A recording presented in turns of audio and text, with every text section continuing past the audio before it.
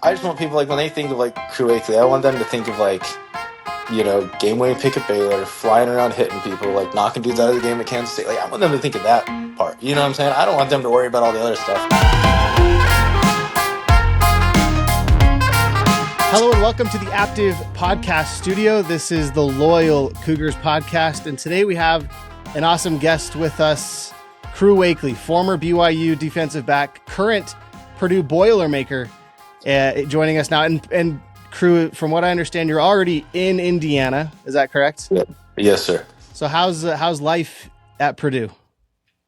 It's good. It's really flat here. Like, I never know where I am because I don't have, like, mountains to, like, point me, north-south, stay in between them. So I'm like, I can't ever figure out where I am. There's no grid system here. Like, everything's in maps, but it's been fun. It's been a pretty smooth transition for me and my wife. It was kind of hectic for a little bit, just with the pace of everything in the portal, and you're taking visits here, visits there. Like, at some point, you got to commit. School starting, like, everybody's school starts at a different time. So for a while, it was hectic, but it's been nice to get settled down. Be here, feel like I have a home, and, like, I'm working towards something now. Because for a while it was just like I was just floating. Like, where am I going to be? What am I going to be doing? You know what I'm saying? All that stuff. Yeah. So it's been good though. I've loved it so far. Everything's because the concern is always, like, when you get there, is it going to be what they say it's going to be, or is it going to be how it really is? You know what I mean? And so Yeah. everything stayed true, and that's given me a lot of confidence in the staff and what I committed to. So. Yeah, and I do want to talk a little bit more about that later on. But you grew up, you've basically been in Utah outside of your mission your whole life, because you went to Jordan, you went to Utah State, Yep. transferred to BYU. Like, you've been in Utah your whole life, right? Me and my wife did live in Fresno for 7 months in Okay. between Utah State and BYU, but for the most part, yeah. So not, Utah. yeah, and I can't imagine Indiana's much of a different feel other than, like you said, the mountains. But has there been any sort of adjustment period that you've had to go through? Not really. It takes you a couple days to get used to the 2-hour time difference, and then yeah. Other than that, people are people, good people here. Yeah. It's a pretty tight knit community, so everybody's really welcoming, and they rally around the team. Like, they went 1-11 last year and sold out the stadium almost every game. Like, that says a lot about the community. So I'm really excited to be a part of that. And obviously, coming from BYU, where it's such a strong community, I wanted to go somewhere where I could still get that feel. So yeah, it's been good. Yeah. I have to say, I worked at KUTV for a period of time, and I actually remember you playing at Jordan a very particular game. I don't think I was at the game, but I remember coming back to the station from shooting the games that I had covered, and it felt unreal. And you're probably remembering the game that I'm talking about. Very, very video game like game. Yeah. Against Taylorsville. You had 11 touchdowns. I think 7 were through the air, 4 on the ground. Yeah. I don't think BYU fans, or maybe Utah State fans as well, when you were there, I don't think they realized the type of athlete you were in high school at the quarterback position. Did you ever think that you would be playing quarterback in college when you came out of high school, or was it just kind of like, I want to take the first shot I can get at a Division I school, regardless of the position? I was pretty open to whatever position. I actually did play quarterback for a little bit at Utah State. In between, when I was Gary Anderson and Frank Miley, they switched me back. So I started at safety, switched back to quarterback, and then Blake Anderson and his staff came in, switched me back to safety. And once that switch happened again, I'm like, all right, screw that. Like, I'm sticking with this now. But I was always open to playing other positions off the rip. I like my thing, and I've told a lot of people this, is like, I just love football. So whether I'm throwing the ball, catching the ball, running the ball, tackling people, like, I just want to play ball. So whatever that is, however I'm on the field and not on the bench, I'll do it. So yeah. And then your decision to come to BYU, you were a walk-on. How easy or how difficult was that decision to transfer to BYU and be a walk-on and take on basically that same role? It was kind of interesting because I didn't go straight from Utah State. I mentioned earlier I lived in Fresno for a little bit, selling solar. I know some people know that, but walking on to BYU was kind of just like, it was like looking back at it, it was kind of crazy, but at the time I didn't think anything of it. I think sometimes ignorance is bliss, right? But I'm like, I just looked at who was in the room and who had played in the past, and I'm like, all right, I can get on the field there. Like I don't. It was weird. I was like, yeah, I'm gonna go play football there for 2 years, and I'm gonna try to go to the NFL. And like that was after having not played football in 7 months. You know what I mean? Like it was like I had completely. I thought I was done with football. So, but I was just like, yeah, I still got some left. So, yeah, like it was a rough transition in the sense of like right when I got there, we had like probably 2 spring practices. Like hadn't even put pads on yet. Coach Hill pulled me into his office and was like, "Hey, if you're looking for a spot to like get on the field quick, like this probably isn't the place for you. If you're willing to like grind it out long term, I think, maybe you could make it work." And I'm like, well, one, I had no other option, so that was the other thing. But the other thing, I'm sitting there and I'm like, and he had only seen me for 2 practices. He had recruited me out of high school though, so we had known each other. Obviously, we had a relationship, but yeah, I'm sitting there thinking, I'm like, well, the room hasn't changed. I still know who's in the room, so I still am pretty confident. So I was just like, oh, it's okay. And yeah, I told him I was in it for the long haul or whatever, but in my mind, I'm like, no, I'll be starting this fall. Like that was my whole thought process with it all. And I mean, yeah, it all came to be, but the way it came to be was a lot of. I needed some things to fall my way. I needed so as bad as it sounds, I needed some injuries to occur for me to even get a chance. And I remember that fall, Micah goes down, Talon goes down. Um, I think there was someone else that was hurt at the time too, and they were talking about moving Eddie Heckard to safety because they didn't think they had anybody that could get the job done. And I'm like, there's like no way we're gonna do that. Like I was like, that was like as if I can avoid that happening, I'll get on the field. So there was a lot of stuff that came up, and they just kept being roadblocks, and I just kept pushing through it. But yeah, it was tough. It really was. It instilled a lot of like belief in who I am, just because how many things I had to go through. I just had to keep telling myself like, no, it's gonna work. It's gonna work. It's gonna work. Like remember how capable you are and whatnot. You're just speaking positive things in your mind to not let all that stuff drag you down and whatnot. And I mean, yeah, by game 3, I was against Arkansas SEC team. Had earned my starting spot. So it was a roller coaster for sure, but it didn't seem like in the moment it didn't seem like that. But looking back, it was like, dang, that was a lot of stuff that, you know, could have been disheartening if I would have let it. So Yeah, and I listened to your interview with DJ and PK on KSL The Zone. First of all, I thought it was very kind of enlightening to see a college athlete be so open about their transfer process. Their experience in college, and dealing with kind of not the politics of college, but dealing with coaching staff, dealing with players coming in, dealing with fighting for playing time.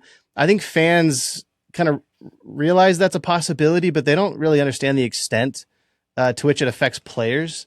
And I don't think anyone faults you or blames you for leaving, because like you said, you wanted a chance to play in the NFL, and it sounds like that opportunity wasn't really there at BYU, and so you transferred to Purdue. Do you still feel like that opportunity is real at Purdue? Is that still, because I know that's what they pitched to you when you transferred there, when you were being recruited by them? Does that yeah, still feel like a possibility? yeah, 100%, absolutely. That's I actually just got done in the locker room talking to one of the boys. It's been really cool because everything Coach Odom has said he's done. Like he called me out for not going to class the other day, and I was like, oh man, they're serious about it. Like he said, like everybody's going to class. I don't care who you are.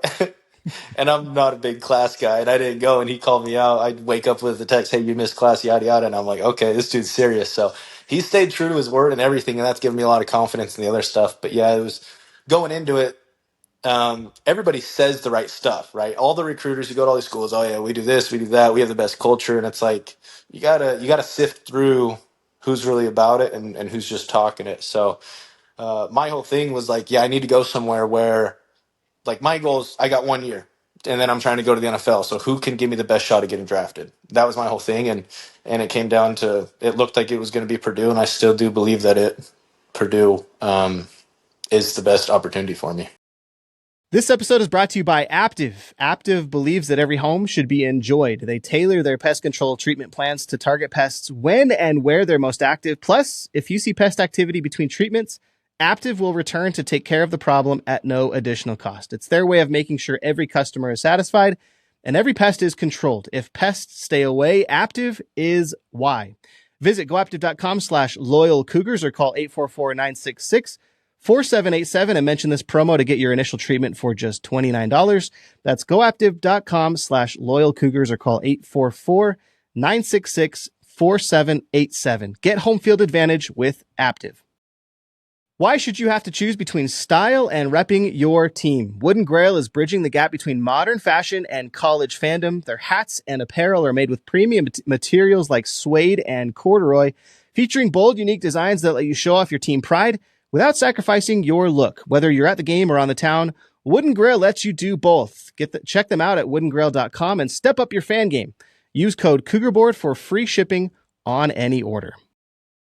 Well, listen, I really appreciate you coming on, and I know that you don't make necessarily big decisions based on what the fans think, and so I think it's naive for fans to, think that there's loyalty to them, and so I think there's a kind of a vocal minority that kind of criticize you for leaving or whatever, and that's fine. But what I wanted to ask you about, and this has kind of been a hot topic, at least among social media and Cougar Board. Just fans in general, was the situation that happened after the Arizona State game. It came to light, and I'm just going to hash out the whole rumor, and you can tell me what's true, what's not, and what exactly happened. So the rumor is that at some point in the season or throughout the whole season, you and Dallin Leavitt would meet and go through film, game film, just to, I assume to critique, your technique and your spacing and all that stuff. At some point, and I don't know if that happened or not. So at some point then the rumor is that Dallin then shared that information with his brother, Sam, who obviously is a quarterback at Arizona State. And, Sam actually mentioned before the game that they had a quote unquote secret weapon. And was that Scadaboo? I don't know if that's much of a secret, but he could have been referring to that. But, again, these kind of conspiracy theory fans think that, that was the secret weapon, was that they had game film. They had talked to Dallin, and Dallin spilled all the beans about your defense. And so, I think if BYU had beaten Arizona State, it probably would not have come to light in the same way that it did. But the fact that Arizona State, scored as much as they did in the first half, and then it seemed like you guys really figured it out at halftime, for lack of a better term, you really shut them out in the second half. And so I think that's kind of where the rumor originated, and I think it's kind of spread from there. And I don't know what's been added to the actual facts, but I'm hoping that you can kind of address the rumor as a whole and maybe take individual parts and address what actually happened. Yeah, no, I've definitely heard about it. I've done things in games where, like TCU, I got a penalty one year, and you get to your phone after you got DMs from fans, and like, it is what it is. You take that on the chin. Yeah. But I've never had anybody DM my wife. That was the first time I had people DM my wife, "Hey, your husband's a cheater. He's going to cheat on you." And I'm like, oh, that's kind of interesting. Like, I'd have to have a lot of time on my hands to get to that point. But no, yeah. So I'll just lay it out on how it all went and how it really was. So Dallin Leavitt. So I've been looking for essentially a football mentor since I started my time at BYU. I've talked to Danny Sorensen quite a bit, Zane Anderson, some dudes who have done it before me. Like, I take a very business minded approach to everything I do, and that includes football. And so it's like, okay, who has been in my shoes and has accomplished the goal I want to accomplish, right? And so I had all these people that I was looking for, just trying any way I could to get in touch with one who could mentor me through it. Kind of crazy. One of my boys from high school saw him at a bachelor party, and he mentioned Dallin Leavitt. He's like, "Do you know who Dallin Leavitt is?" I was like, "Yeah, he's the dude that played at Utah State and went to the league and all that, right?" He's like, "Yeah, he married my cousin, so I always see him at family functions." I'm like, "Bro, can you give me his number? Like, can you just tap me in?" He's like, "Yeah, he's a dope dude. Like, I'm sure he'd be down." So crazy, right? That's how it all comes to be. That's how I get my mentor. So in the summer I started working out with him. It really just started as like I hit him up. We met one day at Bingham High School and just did some field work. He's like, "Okay, you're a pretty good player." Like, he's like, "If you're down," because he was just like, "What do you like?" You just hit me up at random, like, "What do you want to do?" I'm like, "I just really want someone to mentor me through it." He's like, "Cool." So, we got along really well, and he ended up. We started off by once a week we'd hit footwork, just run me through some drills, and really take my not just footwork but my game to the next level of like, okay, we're gonna do these drills, but it's not just cones. It's like you got a picture, you get the under route, now you're sinking to the dig that's coming behind you or the over that's coming behind you. So it's like he's told, and this is exactly what I wanted, right? So we worked together all summer, and then fall camp's coming up. He's like, "Hey, if you want throughout the season, we can also," and actually at that first meeting when we were talking about this, he's like, "Yeah, I'd be down to like, watch film with you every week." He said, "I won't do Arizona State though. That's the one week I won't help you out." And I'm like, Arizona. He's like, "Yeah." He's like, I didn't even know it at the time. He's like, "Yeah, my brother's going to be their quarterback." And at the time, the job was still open, right? It wasn't like he had locked down the job. He's like, he just transferred there, yada, yada. I'm like, "Oh, sweet." Didn't really think much of it. Yeah. And then throughout the season, what we would do, um, fall camp, we didn't do much because it's so busy. And then season comes, and I think week one I didn't play. Week two is when I finally started playing. So then week three, I hit him up. I was like, "Hey, can we watch that film?" So what we would do is once a week, I'd go over to his house and I'd bring my computer. We'd throw it up on his TV, and we would watch film on the team that I was going to play that week. I Mm. remember it was the first game he helped me, I believe, was Kansas State actually, because yeah, it was Wyoming, and I don't remember if I watched it for Wyoming or not. But then Kansas State, he helped me with a lot of cues. He's like, "Hey, when you see this, they've got their quick receiver at 3. He's clearing out, yada yada, like all these keys." And when we were playing in that game, the game was happening so slow. I'm like, everything I'm seeing, all this pre-snap, like I was definitely in flow state, and I was like, that was sweet. So the knowledge she was able to transfer to me was like really beneficial to my game, and it was exactly what I'd been wanting in a mentor. But yeah, the interesting thing about the rumor is I've never watched game of ours with him. So Wow. that's a lie. That's a lie. My first film meeting with him before fall camp, we watched my Texas game from last year, just Okay. so he'd get a feel of what type of player I was. Um, but as soon as the season started, we didn't watch one game. Everything we watched was the team. We'd go into cut ups and he'd break down formations and whatnot. And we're all looking at Kansas State. We're looking at Baylor. We're looking at the opponents. Never once did we watch any BYU film. So that was where like, I mean, I don't know if people don't. Obviously, people aren't going to know that. Like, I didn't tell many people. The only people like I would get these cues from Dallin, and then I'd meet with Tanner Wall, the other safety. I'd be like, "Hey, look, here's what I learned today in my film session. You see this, know this, like expect this," and just like little things. But it wasn't like very public. I never even thought anything of it, to be honest. I mean, I'm a pretty like I hold my integrity pretty high, and so it was never like even a question to me. But then, so yeah, that's the one part of the rumor that isn't true. Like we never even talked about BYU. It was all about the opposing team and how can I make plays. So Yeah, I that mean, was one I thing. I feel like that essentially debunks the whole rumor, right? Because the rest of the rumor is that he took what he learned in that film study and gave whatever intel he had to Sam. But if he's Yeah. not watching any of your team film, there's nothing for him to share.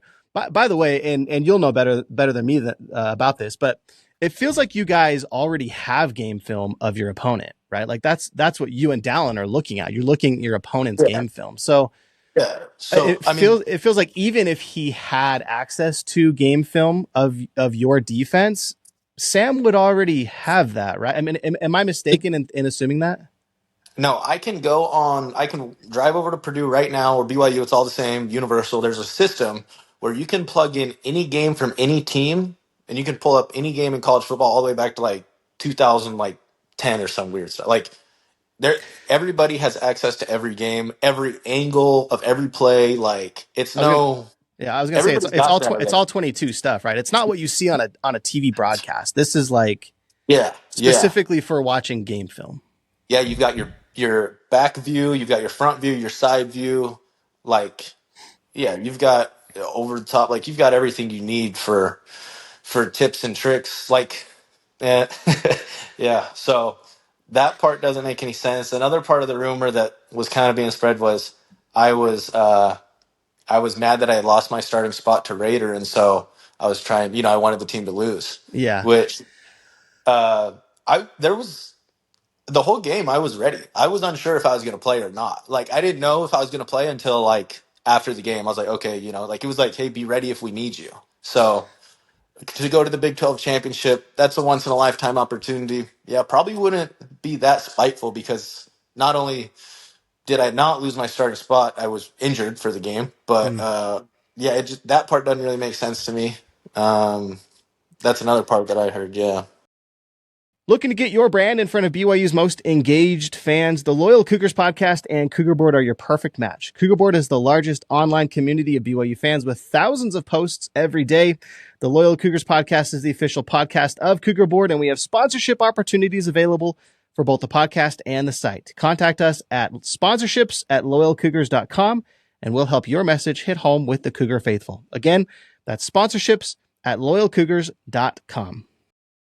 When this rumor first started surfacing, really before it even was like viral, quote unquote viral, I had heard it and I was like, there's just no way. Like, there's no way that a Yeah. guy would, because at first it was like Cruz sabotaging his team by talking to a guy. And let's be honest, Dallin has been very openly against BYU, and I think you're aware of that.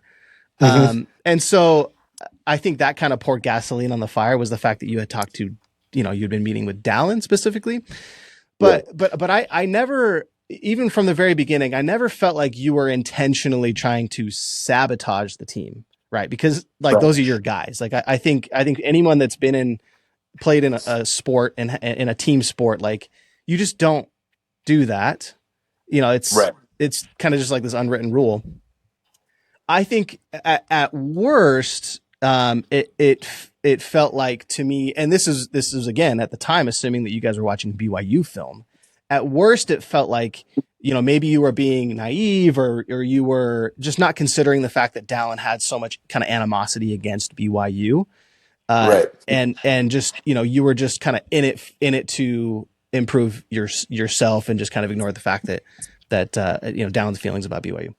But Right. it's, I'll be honest, man, I had all these questions written out about the fact that you guys had watched BYU film, and, none of those questions are even relevant anymore. So Yeah. I think it's an important lesson. By the way, I'll finish that thought. I think it's an important lesson for fans in general. And I actually said this when the rumor first came out. Fans need to, when they hear something that's not official, and when I say official, I mean released by the team or by a player. Mm-hmm. When fans hear something that's not official, they really should take it with a grain of salt. And I'll give you an example, and maybe you can probably address this. Because to be completely honest, the rest of my questions are completely irrelevant anyway. So there was a bit of a rumor going around, and this was actually initiated by, of all people, Utah, we'll call him a fan blogger. I don't know what else to call him. That BYU is making all of these promises to athletes about NIL money, about NIL deals. They were making all these promises to athletes, and they were not fulfilling these promises. And I think Built Bar was kind of part of that allegation. And I imagine you know a little bit about the Built Bar issue where Built Bar, I'll be honest, I don't know all the details either, but just that they hadn't fulfilled kind of their end of the deal. But that said, did you ever get that sense when you were at BYU? And you don't have to answer this question if there's repercussions on the back end, but did you ever get the feeling that BYU was making promises in terms of NIL that they weren't able to fulfill on? Well, I mean, it's hard for me to answer that question simply off the fact that I wasn't getting a scholarship or NIL, so I wasn't involved in those conversations. Sure. You know what I mean? I'm paying my way to be there. Like that was so I don't even know. Like the craziest part is I know probably this much more about the NIL at BYU than you or any other fan do. It's such an enigma. I'll be honest. Like, I don't think anybody fully understands like how NIL works. I know there's initiatives. I know there's like, not initiatives. There's collectives outside Collectives, of the yeah. university. There's like Coug Connect. And I totally get that you're a walk on. I didn't know if you received NIL money. But I have to imagine if it was as rampant as it was for a guy who's not even covering the team to have heard it, it feels like at least your teammates would have been talking about it, or maybe you heard it in the locker room. But it sounds like it wasn't that rampant. No, if it was a thing, I mean, I'm sure someone's always going to say, "Hey, I was told this, I didn't get this." It wasn't a like locker room topic by like it. It Yeah, wasn't wide enough spread to where everybody's in there pissed off about it. Like if someone was mad about it and saying it, it was pretty low key. That must have not got very far because I never heard any of that. And I mean, as far as locker room culture at BYU, it's better than anywhere I've been. So cool. I didn't hear any of that. So I wanted to go back to your interview with DJ and PK, because you shouted out Kalani, and I actually thought your story about Kalani, how you told him you wanted to transfer, and how he was really bummed by it, and it felt like you guys really had a good connection, and he felt sad. I think you said that when he told you that when you left the room that you would basically be no longer at BYU anymore, and he felt really sad about it. I mean, that's not surprising. I think that's a very Kalani thing to do and say. But you also called out K-pop and Fessy. And again, I think this is kind of more fans just reading between the lines. There was a very specific coach you did not call out in that whole interview, and that was Coach Hill. Yeah. And I don't know if that was intentional. I don't know how much of that you even want to address. But I think it's, by the way, I think it's fine to have friction with your quote unquote bosses or coaches or whatever. But are fans reading between the lines too much, or was there friction at all between any of the coaching staff, including your defensive coordinator? Um, I don't know if friction's the right word. I didn't ever feel like there was.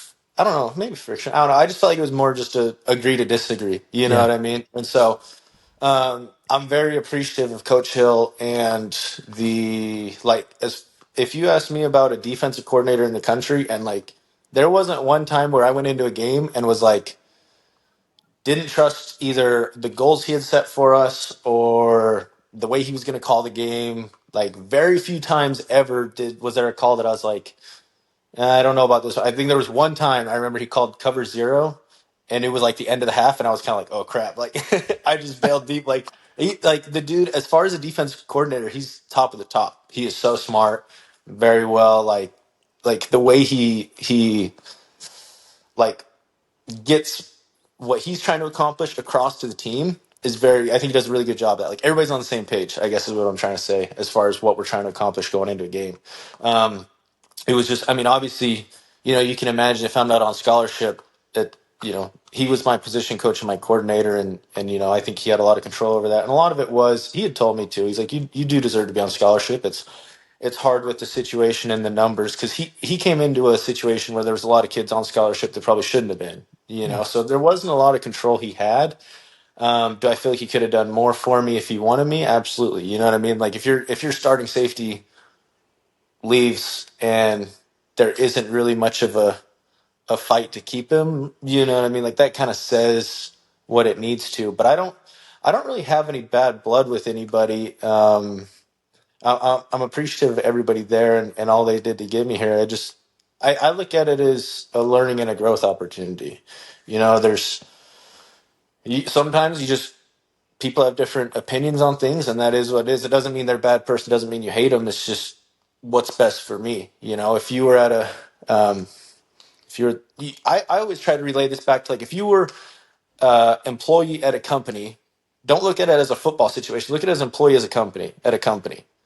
Put yourself in those shoes. You've been working somewhere for 2 years. You haven't gotten a raise. Everybody around you's making more money. Like it's We've like all been there, right? yeah. What would you do? Would you Yeah. sit there and stay? Like, no. Oh, by the way, this other company came, and like, if you go to this other company, they're going to pay you 3x, 4x. I mean, in my situation, a lot x because it was zero. But like everybody, like And it's there's like an opportunity for a promotion, right? yeah, opportunity for promotion. Oh, by the way, at this other job, you're also doing twice as much work. like, it's just like a lot of things. It's like, if you look at it that way, it's like, oh yeah, of course, like I would do that. It's Yeah. like, okay, now think about that. Like we put athletes in football and sports in a different category, and at this, the way the world is these days with sports and NIL and rev sharing everything, it's a job. That's all it is. It's not about it's just like it's just a different look. And the other thing I'd say to this is kind of, I guess, a little bit off topic, but for me, like, I wanted to be at BYU forever. I wanted to finish my career at BYU. I still hope to, like, I think that was my biggest problem with the rumor going around, is I didn't want my perception of who I was while I was at BYU to be tainted because of that, right? Yeah. I have no problem with people saying what they're going to say about me. That doesn't bother me at all. I could read comments on, oh, you suck, this, that, like, that has zero effect on me. For me, it's, I want to be remembered as someone who was a big part of the 2024, Cougar football team. And I don't want to leave as some dude that everybody hates, that everybody, oh, he lost the game. Like, that was the biggest thing for me. Like, if you watch that interview I did late in the season, I think it was before our Kansas game, I got a little emotional on it. Like, it meant a lot to me to be at BYU. And I don't think people realize that. Like, it's, rumors, this and that, but like, if you go watch that interview and then you're going to tell me 2 weeks later I've turned on the team, or it Mm. was actually a week later I've turned on the team, you know what I mean? I'm giving Yeah. away the secrets. It's like, um, yeah, it was a place that I really enjoyed and had a lot of appreciation towards, and even the stuff that I didn't like, I'm grateful for, because I learned and grew through it. Yeah, and again, I don't think anyone faults you for transferring. All the reasons that you just listed out, they all make sense. And anybody that's worked in any sort of corporate environment where they've dealt with situations that you just laid out, they would make the exact same decision. I'll be honest, and too, the timing of it, with the rumors coming out, the timing of it almost felt like you were being pushed out, which I think is unfair to assume. But again, the interview with DJ and PK, where you didn't talk about Jay Hill, it felt like, someone had to ask. But I totally get it. Like, I don't think you have to get along with all of your coaches, and like you said, you loved BYU to the extent that you would have been at BYU next year had you felt there was an opportunity to make it to the NFL. And that says a lot about, your relationship with your coaches, because if there was friction, if there was any sort of animosity towards Coach Hill or Kalani or whoever, you would have done the same thing. You would have transferred, but like, that's not why you transferred. You transferred because you wanted a shot to play in the NFL, and it has nothing to do with coaching staff. Right. Yeah. So it was, yeah, there's no animosity or any of that.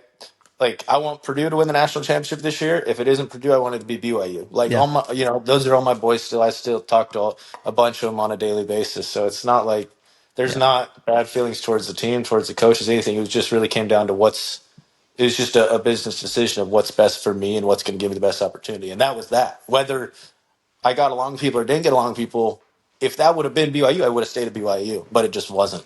So that was really my decision. Well, Crew, I really appreciate you hopping on. I think, obviously beneficial for you, because it does, I think, clear up your image quite a bit, at least for people who will listen to this. And I hope that people do, and they kind of share the word when they're told, hey, did you hear about Crew Wakley? And, last year Crew Wakley did this. Hopefully it clears that up, and it benefits you and your image. But I also hope that it benefits fans in general, that we can kind of take this as a lesson of, if there's a rumor about a player, let's kind of take a step back. Let's find the originating source. Let's at least like give them the benefit of the doubt, take it with a grain of salt, whatever cliche you want to use. Like, I think it's kind of a lesson for fans to just be less of a fanatic, if that makes sense. Yeah, sure. And to kind of take the perspective of the athlete. And I'll be honest, man, I don't think a lot of players would put themselves out there like this. I think it's very refreshing to be able to talk to an athlete, because I've interviewed a lot of athletes at BYU, and, granted, they are in kind of these like scrum situations where they're talking to multiple media members after practice or after a game. So the situation's a little bit different, but I've never talked to an athlete that's been as open and honest and willing to talk about things as you are. And you were the same with DJ and PK. So, it's obviously not just me and in a podcast setting, but I really appreciate your openness and willingness to talk about something that obviously has been a hot topic for a lot of BYU fans. So at the end of the day, Crew, I want you to kind of just take the mic and say, what do you want BYU fans to come away with when they watch or listen to this interview? Like, what do you want BYU fans, or do you just not, fans are fans and fans are going to think what they want to think. But do you mentioned your perception, like, what do you want BYU fans to remember you by? Yeah. No, I appreciate it. I think I just want people, like, when they think of like Crew Wakley, I want them to think of like, game-winning pick at Baylor, flying around hitting people, like knocking dudes out of the game at Kansas State. Like, I want them to think of that part. You know what I'm saying? I don't want them to worry about all the other stuff. Like, you can like me or not like me off the field. I don't really care, but I just want people to respect the way I play the game, the way I approach the game. Like, that's my biggest thing. I don't really care about the other stuff, but it was one of the bummers to me was BYU has one of the, if not the strongest fan base in the country, in my opinion. It's like you have so many fans that, as players, you love. It's like you don't want to see those few fans that like don't really know what's going on, like feel like they got to say some stupid stuff. It's like, don't ruin that for all of Cougar Nation, because it's such a great, like, the environment, the culture, like traveling to games as a BYU player is the best because it's a home game everywhere you go, and that's true. Like, that's, as cliche or whatever, like that's the reality of it. And so I was kind of bummed out because I'm like, man, if this is how I feel, I wonder like what other people have gone through. It's like, you don't, like, I understand why sometimes there is a negative connotation towards BYU fans. It's like, because there's this small minority that ruins it for the vast majority of people that as players you love and you appreciate, and they show up to the games and all that.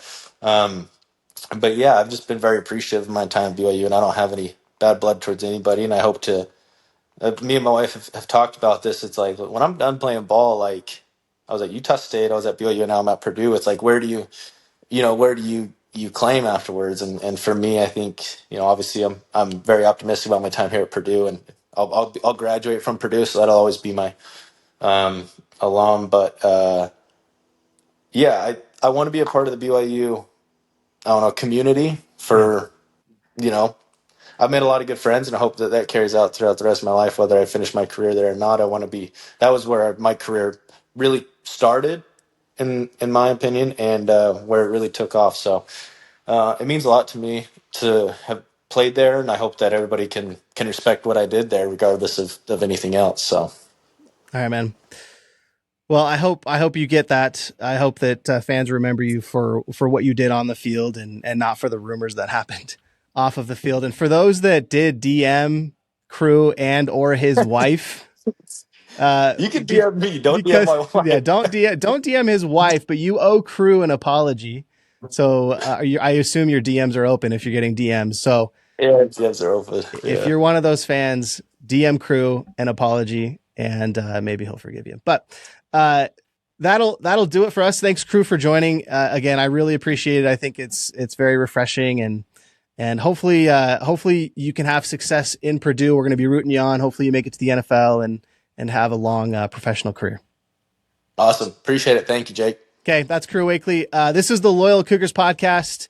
If you like what you heard today and you want to hear more, please subscribe to the podcast. We're on YouTube, we're on Spotify, we're on Apple. Pretty much anywhere you get your podcasts, you can find us. Please go like and subscribe, and we'll keep this thing rolling.